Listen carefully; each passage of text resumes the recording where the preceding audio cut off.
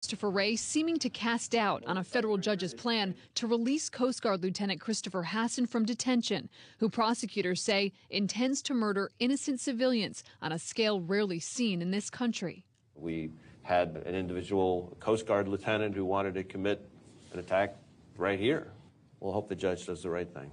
Federal Judge Charles Day told prosecutors Thursday that despite his concerns, his hands are tied. Since the government has only charged Hasson with weapons and drug charges, the alleged crimes don't meet the standard for continued detention.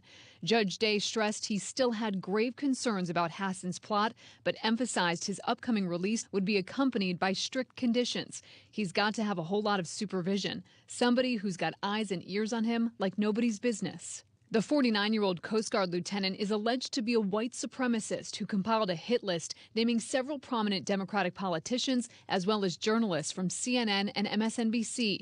In a draft email obtained by prosecutors, Hasson allegedly wrote, "I am dreaming of a way to kill almost every last person on the earth." Hasson also searched for the home addresses of two unnamed Supreme Court justices and sought out the best gun to kill African Americans. Investigators took photos of the 15 firearms inside Hasson's Silver Spring, Maryland apartment, where they also found more than 1,000 rounds of ammunition. But Hasson's public defender says the charges are overblown, disputing Hasson had a hit list and saying the compilation of Democratic and media targets looks like the sort of list that our commander-in-chief might have compiled while watching Fox News in the morning.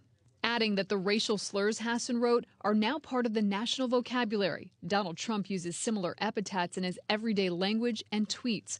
Prosecutors, though, insist Hasson is a real threat, telling the judge, "This is combat gear. There is no reason to have this. The defendant intended to take his weapons and go." But with no more than plans on a page and a stockpile of weapons, prosecutors are stuck. There are no domestic terrorism statutes in the U.S., so prosecutors are forced to use other violations, like hate crimes or, in this case, weapons charges, to stop people who appear to only be in the planning stages of plotting domestic attacks. And because no federal statute exists, Hasson's release really isn't surprising. But Wolf, the FBI Agents Association, they have repeatedly called on Congress to pass a specific statute to address domestic terrorism that would presumably address cases just